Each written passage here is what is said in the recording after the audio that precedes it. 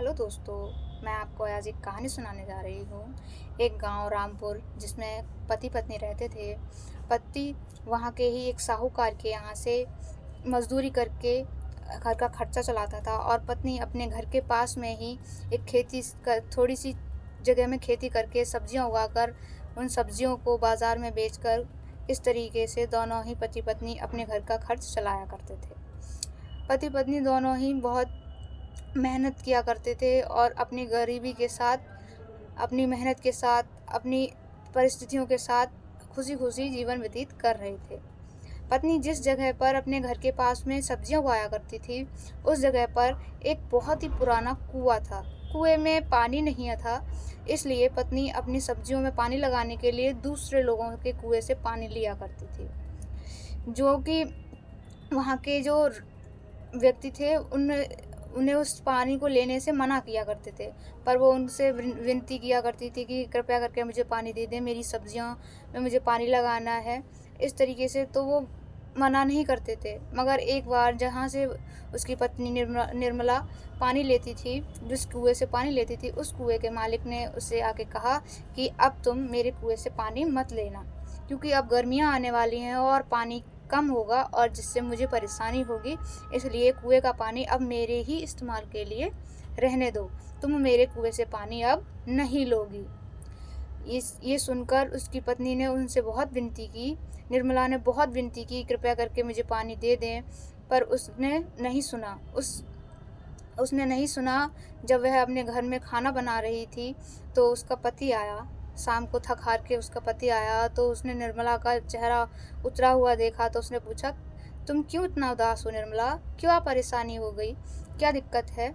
तो उसकी बीवी, वो रोते हुए बोलती है कि ऐसे-ऐसे हमारे यहाँ पर जिन सब्जियों में पानी लगाया करते थे, जिस कुएँ से हम पानी लगाया करते थे, उस कुएँ के मालिक ने हमें पानी देने से मना कर दिया है। अब हमारी सब्जियाँ कैसे उगेंगी? हम कैसे अपने घर का भरण-पोषण करेंगे? अब कैसे हमारा गुज़ारा होगा? और यह कहकर वह रोने लगी। उसके पति ने कहा कि तुम रुको, मैं देखता हूँ कि क्या करना है। और वह उस कुएँ वाले के पास गया और कि स उससे बोला कि काका, कृपया करके हमें पानी दे दें। हमारे घर में बहुत परेशानी चल रही है।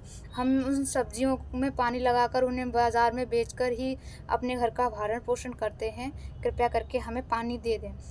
तो उसने बोला कि रामू देखो, अब गर्मियाँ आने वाली हैं और हमें गर्मियों में पानी की अधिकता चाहिए होती है और तब हमारे कुएँ में पानी कम हो जाता है। इसलिए मैंने तुम्हारी पत्नी से पहले ही बोल दिया है कि अब तुम हमारे कुएँ से पानी नहीं लेना। यह कहकर वह अंदर जाने लगा। रामू उनके पैरों में पड़ गया। रामू ने बोला कि कृपया करके ऐसा ना करें, हमारे घर का भरण-पोषण कैसे होगा? अभी तो गर्मियाँ आने में 2 महीने हैं, तब तक तो आप हमें पानी दे दें। तो उसने मना कर दिया, साफ-साफ मना कर दिया।